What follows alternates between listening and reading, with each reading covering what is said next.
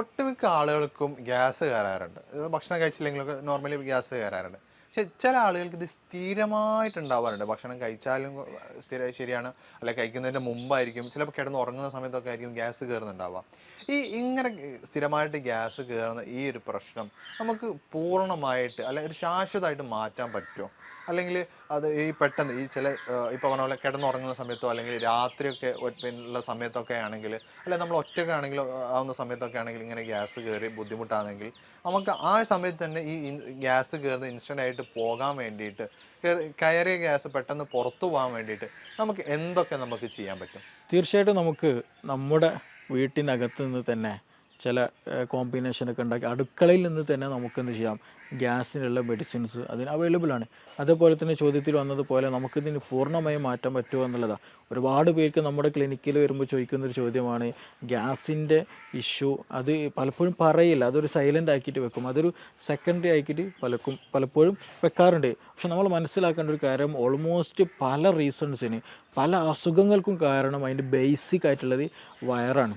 അപ്പോൾ അതുകൊണ്ടാണ് വയറ് കേട് വന്നത് കൊണ്ടാണ് യഥാർത്ഥത്തിൽ പല അസുഖങ്ങളും ഉണ്ടാകുന്നത്. അതിൻ്റെ വയറ് കേട് വന്നതിൻ്റെ ഒരു ലക്ഷണം മാത്രമാണ് ഗ്യാസ് എന്ന് പറയുന്നത്. ഇപ്പോൾ ഒട്ടുമിക്ക കേസുകൾ ബാക്ക് പെയിൻ ഉള്ള കേസുകളുണ്ടായിരിക്കും, കോൺസ്റ്റിപ്പേഷൻ ഉള്ള കേസുണ്ടാവും, പൈൽസ് വന്ന കേസുകളുണ്ടായിരിക്കും, അൾസറേറ്റീവ് കൊളൈറ്റിസിന് കേസുകളുണ്ടായിരിക്കും, ഈവൻ ഫീവർ ഉണ്ടായിരിക്കും, ഹെഡ് ഏക്കിൻ്റെ പ്രശ്നമുള്ളവരുണ്ടായിരിക്കും, ഇടയ്ക്കിടയ്ക്ക് അലർജിക് ഇഷ്യൂസ് ഉള്ളവരുണ്ടായിരിക്കും, സ്കിൻ അലർജി ഉള്ളവർക്കുണ്ടായിരിക്കും. അപ്പോൾ ഈ ഓൾമോസ്റ്റ് എല്ലാ കേസുകളുടെയും റീസൺ ചോദിച്ചാൽ, അല്ലെങ്കിൽ ഇങ്ങനെയുള്ള കേസുകൾ വരുമ്പോൾ നമ്മൾ അവരോട് ചോദിച്ചാൽ അവർ പറയും നമുക്ക് അവർക്ക് എന്തുണ്ടായിരിക്കും, ഗ്യാസിൻ്റെ പ്രശ്നമുണ്ടായിരിക്കും, അല്ലെങ്കിൽ സ്റ്റൊമക്ക് നോർമലായിരിക്കില്ല, അബ്ഡോമൻ നോർമലായിരിക്കില്ല, ഗട്ട് ഹെൽത്ത് നോർമലായിരിക്കില്ല എന്നുള്ളത്. അപ്പോൾ നമ്മൾ ആദ്യം മനസ്സിലാക്കേണ്ടത് ഇതിൻ്റെ പിന്നിലായിട്ട് ഒരുപാട് റീസൺസ് ഉണ്ട് എന്നുള്ളതാണ്. അതായത് സ്റ്റൊമക്ക് ഹെൽത്ത് നോർമൽ അല്ല എന്നുള്ളതിൻ്റെ ഏറ്റവും ബേസിക് ആയിട്ടുള്ള ഒരു സംഗതിയാണ് ഗ്യാസ് എന്നുള്ളത്. അപ്പോൾ അത് ആദ്യം നമ്മൾ മനസ്സിലാക്കേണ്ടതുണ്ട്. പിന്നെ ചോദ്യത്തിൽ വന്നതുപോലെ ഗ്യാസ് നമുക്ക് നമ്മുടെ വീട്ടിൽ നിന്ന് തന്നെ റിമൂവ് ചെയ്യാം. ചില ആളുകൾക്ക് എന്ത് ചെയ്യും, അത് റിപ്പീറ്റഡ് ആയിട്ട് വരും, അമിതമായിട്ട് ഭക്ഷണം കഴിച്ചാലും വരും, ഭക്ഷണം കഴിച്ചില്ലെങ്കിലും വരും, ഭക്ഷണം കഴിച്ചു കൊണ്ടിരിക്കുമ്പോൾ വരും, പല സമയത്ത് വന്നിരിക്കുന്ന പല ആളുകളും പല രീതിയിലാണ് ഗ്യാസ് കാണാറുള്ളത്. അപ്പോൾ ഇത് ഗ്യാസ് എന്തുകൊണ്ട് വരുന്നോ അതിന് റീസൺ എന്താണ് എന്നുള്ളത് ആദ്യം മനസ്സിലാക്കണം. ഗ്യാസ് രണ്ട് തരത്തിലുണ്ട് പ്രധാനമായിട്ടും.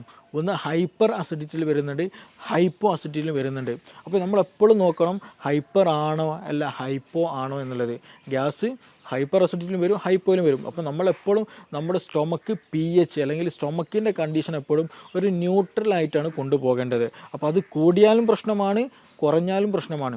ഹൈപ്പർ അസിഡിറ്റിൻ്റെ കേസ് എടുത്ത് നോക്കാം. നമ്മൾ അമിതമായിട്ട് അങ്ങനെയുള്ള കേസുകളിൽ അമിതമായിട്ട് ക്ഷീണം തോന്നും, അമിതമായിട്ട് ചിലപ്പോൾ വയറുവേദന വരും, ഛർദ്ദിക്കാൻ വരും, ആൾ പറ്റ സ്കിന്നായിട്ടായിരിക്കും, ഭയങ്കര സ്കെൽറ്റലായിരിക്കും, കൂടുതൽ തടിയൊന്നും വെക്കൂല, ഇടയ്ക്കിടയ്ക്ക് ചിലപ്പോൾ ഭക്ഷണം കഴിച്ചാൽ പെട്ടെന്ന് വയറ്റിന്ന് പോകാൻ തോന്നും. അങ്ങനെയുള്ള പല അസ്വസ്ഥതകളും ഹൈപ്പർ അസിഡിറ്റിയിൽ കണ്ടുവരാറുണ്ട്.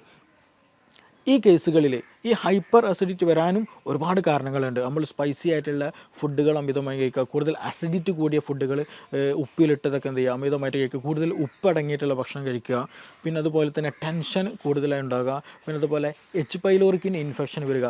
അപ്പോൾ ഈ പറഞ്ഞ സാധനങ്ങളൊക്കെ ഏതെങ്കിലും ഒന്നുണ്ടെന്നുണ്ടെങ്കിൽ അത് നമ്മുടെ സ്റ്റൊമക്കിലുള്ള എപ്പിത്തീലിയൽ ലെയറിന് എന്ത് ചെയ്യും, ട്രിഗർ ചെയ്തുകൊണ്ടിരിക്കും. അവിടെയുള്ള HCl പ്രൊഡക്ഷൻ അത് എന്ത് ചെയ്യും, കൂട്ടാൻ കാരണമാകും. അപ്പോൾ HClൻ്റെ പ്രൊഡക്ഷൻ കൂടുക, ഗ്യാസ്ട്രിക് സെക്രീഷൻ കൂടിക്കഴിഞ്ഞാൽ സ്വാഭാവികമായിട്ടും അവിടെ ഗ്രാജ്വലി എന്ത് ചെയ്യും, അവിടെ ഇൻഫ്ലമേഷൻ വരും, അവിടെ ഇൻഫെക്ഷൻ വരും. അതിൻ്റെ കൂടെ തന്നെ അവിടെ ഗ്യാസ് പ്രൊഡക്ഷൻ കാരണം ഗ്യാസ് സൈറ്റ് ഇങ്ങനെ തികട്ടിയിട്ട് വരും. ചിലപ്പോൾ വോമിറ്റിങ് വരും, ഛർദ്ദിക്കാൻ തോന്നും, ചിലപ്പോൾ നോസിയൻ്റെ അങ്ങനെ ഒരു ഫീലിംഗ് ഉണ്ടായിരിക്കും, തല ചുറ്റുന്നത് പോലെ തോന്നും, തലയിൽ എന്തോ ഹെവിനെസ് പോലെ, തലക്ക് കനമുള്ളത് പോലെയൊക്കെ തോന്നും. ഗ്രാജ്വലി ഇങ്ങനെയുള്ള ആളുകൾക്കാണ് എന്ത് പറയുക, തലയിൽ എന്തോ വെച്ചിട്ടുണ്ട്, അല്ലെങ്കിൽ മൈഗ്രെയിൻ പോലെയുള്ള ഒരു ഫീലിംഗ് വരെ ഇത് കാരണമുണ്ടാകും. അപ്പോൾ അതുകൊണ്ട് തന്നെ ചില ആളുകൾക്ക് ഭക്ഷണം ഈ കേസുകളിൽ ഈ ഹൈപ്പർ അസിഡിറ്റിൻ്റെ കേസുകളിലാണ് കൂടുതൽ ആളുകൾ മൈഗ്രെയിൻ പോലും ഉണ്ടാകുന്നത്. അപ്പോൾ അതിൻ്റെയൊക്കെ ബേസിക് റീസണും അല്ലെങ്കിൽ നമുക്ക് കാണാൻ കഴിയുന്ന എന്താണ്, ഈ പറയുന്ന ഗ്യാസാണ്. അപ്പോൾ എപ്പോഴും ഗ്യാസ് ഉള്ളവർ ശ്രദ്ധിക്കണം. അത് മേ ബി ഈവൻ ക്യാൻസർ വരെ നീളാൻ ചാൻസ് ഉണ്ട്. അതേപോലെ തന്നെ ഈ പറഞ്ഞ പോലെ മൈഗ്രെയിനിലേക്ക് വരാൻ നീളാനുള്ള ചാൻസ് ഉണ്ട്. അപ്പോൾ അതുകൊണ്ട് തന്നെ ഈ മൈഗ്രെയിൻ കേസുകളെടുത്ത് തന്നെ എടുത്തു നോക്കിയാൽ അവർ പറയുന്ന റീസൺ എന്താണെന്ന് വെച്ചിട്ടുണ്ടെങ്കിൽ സമയത്തിന് ഭക്ഷണം കഴിച്ചില്ല എന്നുണ്ടെങ്കിൽ തലവേദന വരുമെന്നുള്ളതാണ്. അപ്പോൾ സമയത്തിന് ഭക്ഷണം കഴിച്ചില്ല എന്നുണ്ടെങ്കിൽ എന്താണ് സംഭവിക്കുന്നത്, ഹൈപ്പർ അസിഡിറ്റി വരും. ഈ ഹൈപ്പർ അസിഡിറ്റി അസിഡിറ്റി വന്നാൽ എന്ത് ചെയ്യും, തലവേദനയിലേക്ക് നയിക്കും എന്നുള്ളതാണ്. അപ്പോൾ അത് ഗ്രാജ്വലി എന്ത് ചെയ്യും, തലവേദനയിലേക്ക് നയിക്കും ഹൈപ്പർ അസിഡിറ്റി കാരണം എന്നുള്ളതാണ്. പിന്നെ മറ്റേതേപോലെ തന്നെ റീസണാണ് ടെൻഷൻ വരിക എന്നുള്ളത്.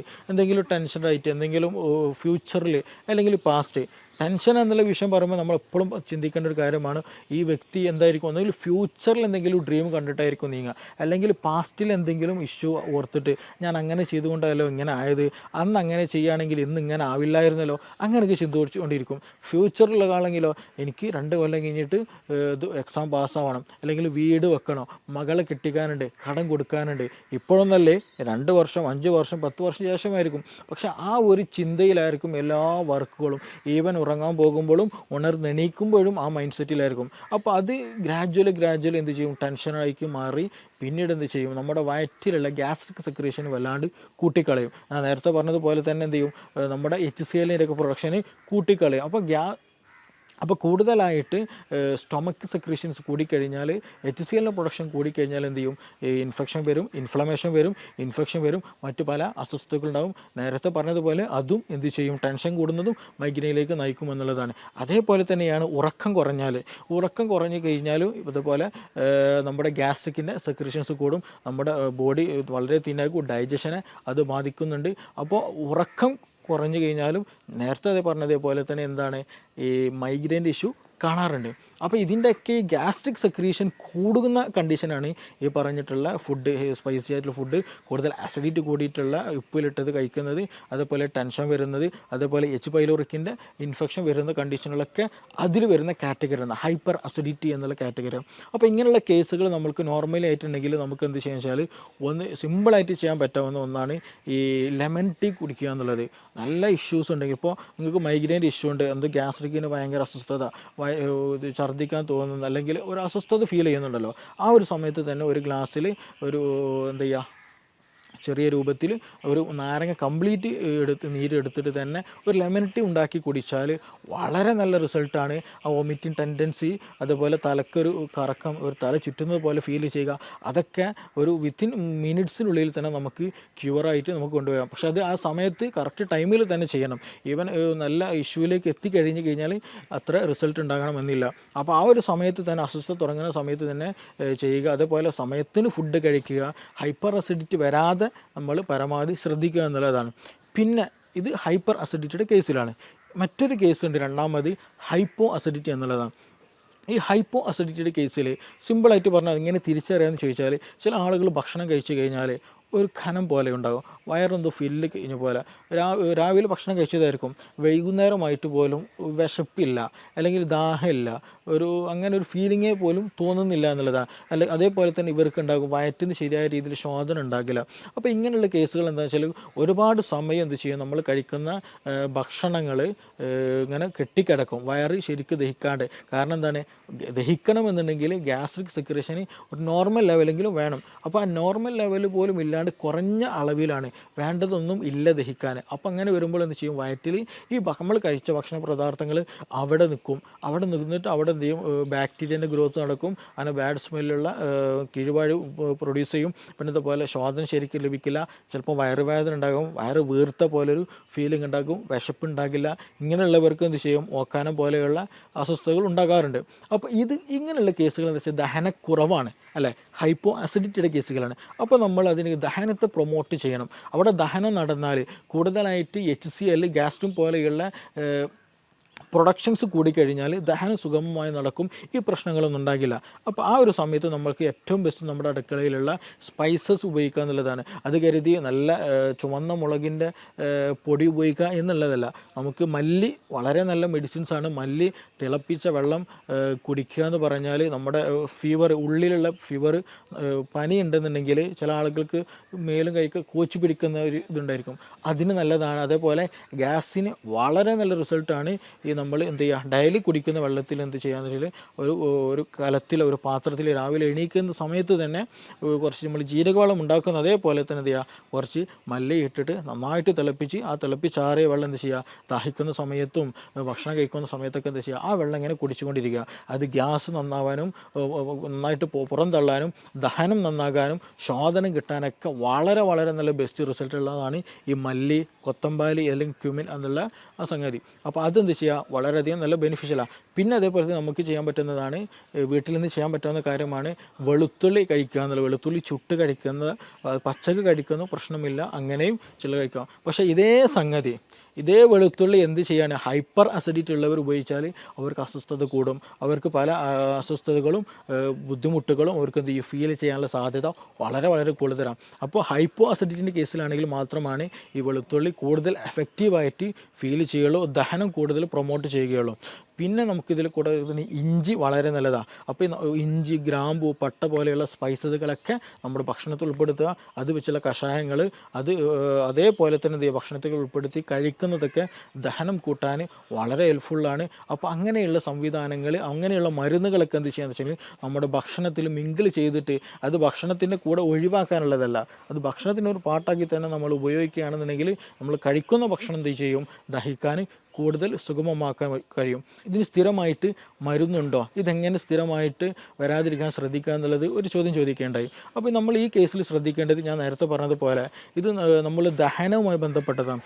അപ്പോൾ ഇതൊരു ലൈഫ് സ്റ്റൈൽ ഡിസീസാണ്. നമ്മൾ തോന്നിയ സമയത്ത് ഉറങ്ങുക, അതുപോലെ ജീവിക്കുക, തോന്നിയത് തിന്നുക എന്നുള്ള ഒരു കൺസെപ്റ്റ് നമുക്കിവിടെ ഒരിക്കലും പോസിബിൾ അല്ല ഈ ഹൈപ്പോ അസിഡിറ്റി ഉള്ളവർ. അപ്പോൾ നമ്മൾ ഭക്ഷണം സമയത്തിന് കഴിക്കുക, ആവശ്യത്തിന് കഴിക്കുക, ആവശ്യമുള്ള അളവിൽ കഴിക്കുക, ക്വാളിറ്റി ഉള്ളത് ക്വാണ്ടിറ്റി കുറച്ച് കൊണ്ട് എന്ത് ചെയ്യുക, കൂടുതൽ നല്ല രീതിയിൽ കഴിക്കുക എന്നുള്ളതാണ്. കഴിക്കുന്നത് നല്ല ക്വാളിറ്റി ഉള്ളതാകണം. ഒരുപാട് ചോറ് കഴിക്കുക എന്നുള്ളൊരു ടെൻഡൻസി ഒരിക്കലും പാടില്ല, അത് നമുക്ക് കൂടുതൽ ബുദ്ധിമുട്ടുകൾ ഉണ്ടാക്കുക എന്നുള്ളൂ. അപ്പോൾ ചെറിയ രൂപത്തിൽ അത്യാവശ്യം നല്ല രീതിയിലുള്ള സാധനങ്ങൾ മാത്രം കഴിക്കുക, സമയത്തിന് കഴിക്കുക, അമിതമാകാതിരിക്കുക. അതേപോലെ തന്നെ ഭക്ഷണം കഴിച്ച പാടെ ഉറങ്ങുന്ന ശൈലിയുള്ളത്, അപ്പോഴാണ് അപ്പോൾ എസ്പെഷ്യലി ഈ നൈറ്റ് ലൈഫ് ഇന്ന് കൂടിയൊരു കണ്ടീഷനാണ്. രാത്രി പുറത്ത് പോകലും അവിടെ നിന്ന് ഭക്ഷണം കഴിക്കലും, ഒരുപാട് ഭക്ഷണം കഴിച്ച് വരും, എന്നിട്ട് എന്ത് ചെയ്യും, നേരെ ബെഡ്ഷീറ്റിലേക്ക് കിടക്കും.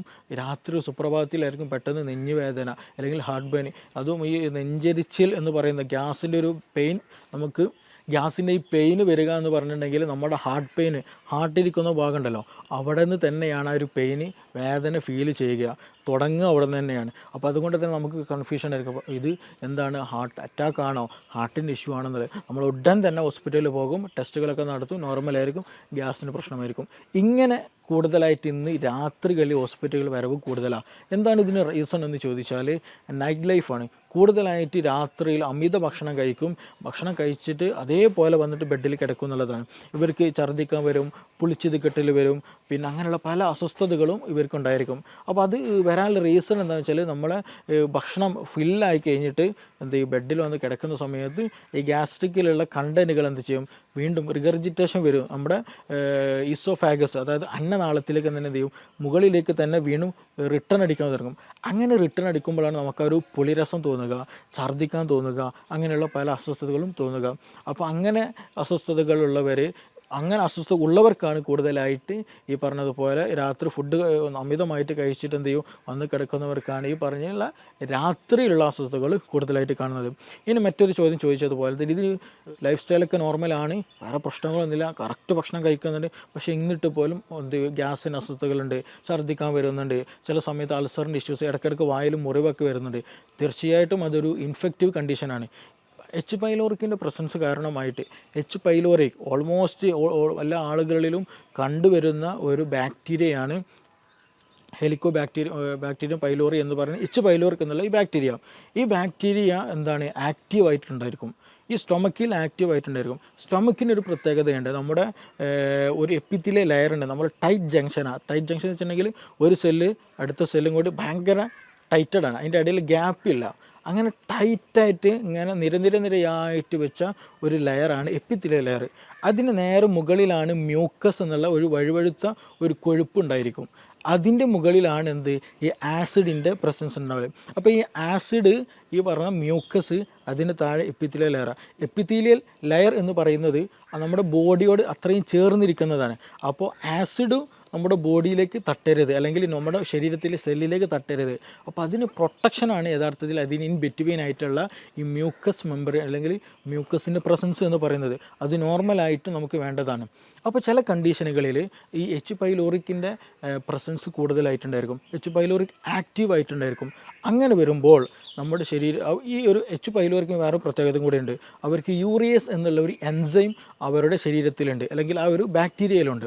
അപ്പോൾ അങ്ങനെയുള്ള കണ്ടീഷനുകളിൽ ഈ ഫുഡ് പാർട്ടിക്കിൾ വരുമ്പോൾ എന്ത് ചെയ്യുമെന്ന് വെച്ചിട്ടുണ്ടെങ്കിൽ ഇവർ ഈ യൂറിയസ് എന്ത് ചെയ്യും, യൂറിയനെ എന്ത് ചെയ്യും, കൺവേർട്ടഡ് ആക്കിയിട്ട് അമോണിയാക്കി മാറ്റും.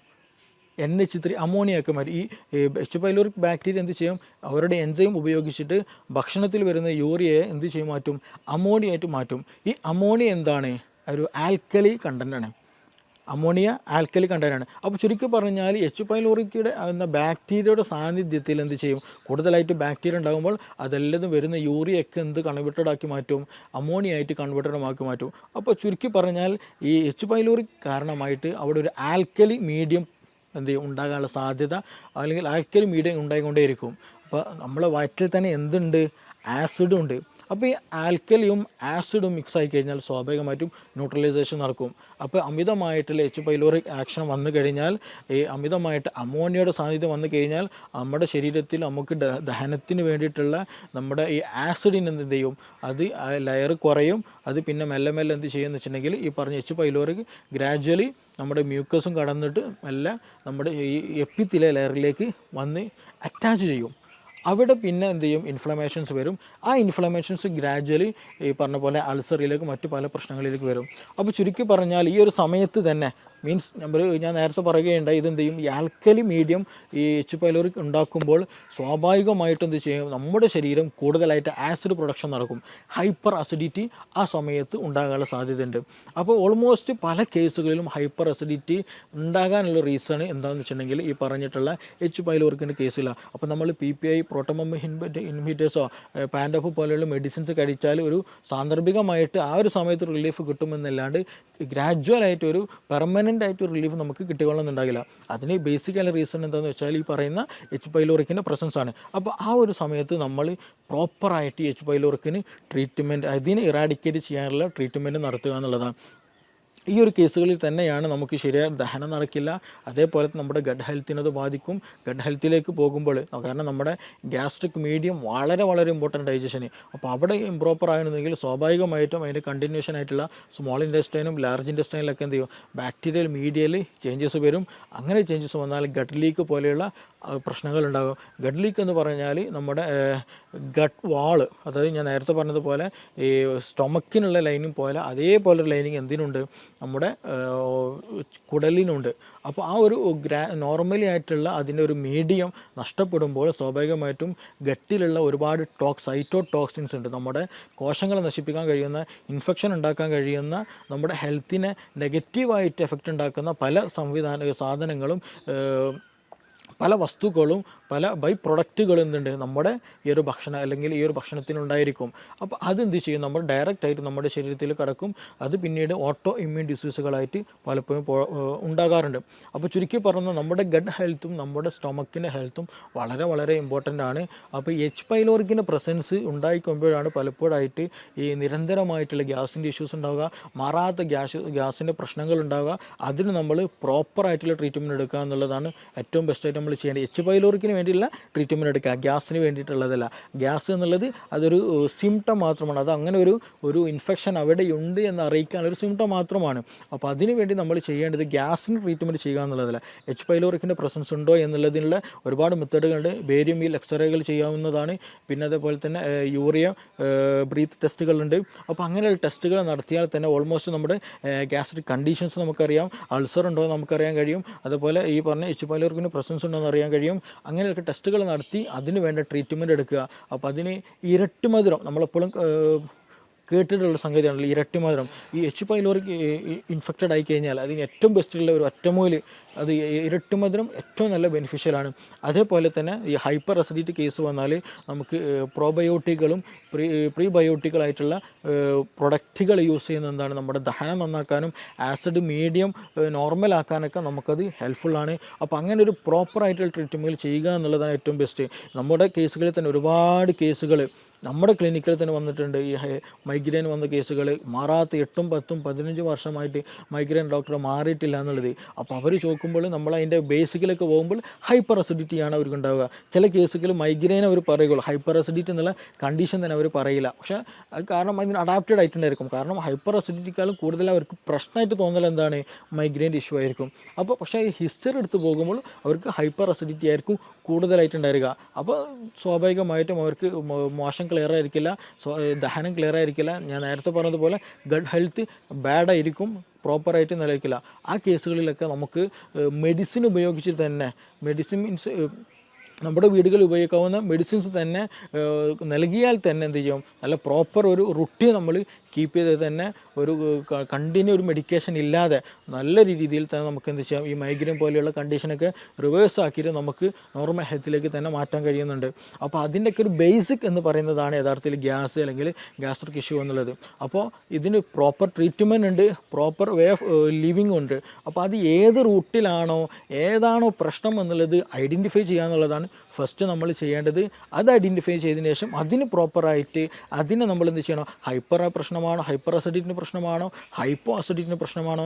ഹൈപ്പർ അസിഡിറ്റിൻ്റെ പ്രശ്നമാണെങ്കിൽ തന്നെ നമ്മുടെ ഡയറ്റിൽ അമിതമായിട്ടുള്ള എന്തെങ്കിലും എരിവ് കൂടിയതോ സോൾട്ടി ആയിട്ടുള്ളതോ അങ്ങനെയുള്ള എന്തെങ്കിലും ഉപയോഗിക്കുന്നതാണോ, ഇതിനകത്തിൽ ടെൻഷൻ എന്തെങ്കിലും ഉണ്ടോ, ഇതിനകത്തിൽ എച്ച് പൈലോറി ഇൻഫെക്ഷൻ തന്നെയാണോ, അങ്ങനെയുള്ളത് ഏതാണോ എന്നുള്ളത് ഡിഫറൻഷ്യേറ്റ് ചെയ്യണം. ഇനി ഹൈപ്പോ അസിഡിറ്റിൻ്റെ കേസിലാണെങ്കിലും ശരി, അവിടെയും എച്ച് പൈലോറിക്കിൻ്റെ പ്രശ്നം ഉണ്ടാകാറുണ്ട് ചില കേസിൽ. അപ്പോൾ അത് വന്നതാണോ, ഇനി അതല്ല വേറെ അമിത ഭക്ഷണമാണോ, നമ്മുടെ റുട്ടീനുള്ള പ്രശ്നമാണോ, അത് ഏതാണോ എന്നുള്ളത് നമ്മൾ കറക്റ്റ് ഐഡൻറ്റിഫൈ ചെയ്യേണ്ടതുണ്ട്. ചില കേസുകളിൽ ആസിഡ് അല്ലെങ്കിൽ പുളിച്ചുതകട്ടിൽ വരും. ആർക്ക്, നല്ല തടിച്ച ഒരാൾക്ക് ഉണ്ടെങ്കിൽ, ഒബസിറ്റി കൂടുതലുണ്ടെങ്കിൽ, കൂടുതൽ ഓവർ ഈറ്റ് ഉണ്ടെങ്കിൽ, അങ്ങനെയുള്ള കേസുകൾ എന്ന് വെച്ചിട്ടുണ്ടെങ്കിൽ അവർക്ക് ഇടയ്ക്കിടയ്ക്ക് കിടന്നാൽ തന്നെ എന്ത് ചെയ്യും, പുളിച്ചുതകട്ടലോ വരും. കാരണം എന്താണെന്ന് വെച്ചിട്ടുണ്ടെങ്കിൽ എന്താണ്, അബ്ഡോമിനൽ പ്രഷർ കൂടുതലായിരിക്കും, വയറിൻ്റെ ഭാഗത്ത് പ്രഷർ വളരെ കൂടുതലായിരിക്കും. അപ്പോൾ ആ മുകളിലേക്കുള്ളൊരു തള്ളൽ കിടന്നാലും എന്ത് ചെയ്യും, ഫീൽ ചെയ്യും. അപ്പോൾ അങ്ങനെയുള്ളവർക്ക് എന്ത് ചെയ്യും, അതും വരാറുണ്ട്. അപ്പോൾ ആ ഒരു കേസിലൊക്കെ എന്താ വെച്ചാൽ നമ്മൾ ചെയ്യേണ്ടത് അതിന് വേണ്ടിയിട്ടുള്ള ട്രീറ്റ്മെൻറ്റ് എടുക്കുക എന്നുള്ളതാണ്. അപ്പോൾ ചുരുക്കി പറഞ്ഞാൽ ഇതിന് പ്രോപ്പറായിട്ട് തന്നെയുള്ള ട്രീറ്റ്മെൻറ്റ്. ഗ്യാസ് എന്നുള്ളത് ബേസിക് ആയിട്ടുള്ള ഒരു റീസണാണ്.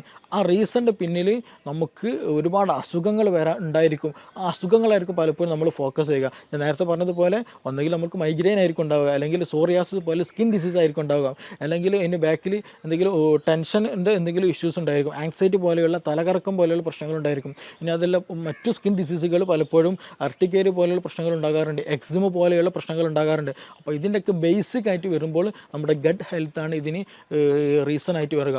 അപ്പോൾ അതിൻ്റെ ഒരു കാരണം അല്ലെങ്കിൽ ഗട്ട് ഹെൽത്ത് പ്രോപ്പർ അല്ല എന്ന് കാണിക്കാനുള്ള ഒരു സിമ്പൽ മാത്രമാണ് യഥാർത്ഥത്തിൽ ഗ്യാസ് എന്ന് പറയുന്നത്. അപ്പോൾ നമ്മുടെ ഗട്ട് ഹെൽത്ത് പ്രോപ്പറാക്കുക, നമ്മൾ പ്രോപ്പറായിട്ടുള്ള ഡയറ്റ് എടുക്കുക, പ്രോപ്പറായിട്ടൊരു നല്ല ബെനിഫിഷ്യലായിട്ടൊരു ലൈഫ് സ്റ്റൈൽ കീപ്പ് ചെയ്യുക എന്നുള്ളതാണ് ഇതിന് ഏറ്റവും ബെസ്റ്റ് ആയിട്ടുള്ള ഒരു മെഡിസിൻ എന്നുള്ളത്. അത് ഇന്ന് നമ്മുടെ ക്ലിനിക്കിൽ തന്നെ അവൈലബിൾ ആണ്. ഒരുപാട് ആളുകൾക്ക് അതുകൊണ്ട് ഒരുപാട് അസുഖങ്ങൾക്ക് ഗട്ട് ഹെൽത്ത് നോർമലാക്കിയതിൽ കൂടെ നമുക്ക് ട്രീറ്റ് ചെയ്യാൻ കഴിഞ്ഞിട്ടുണ്ട്. Okay, thank you.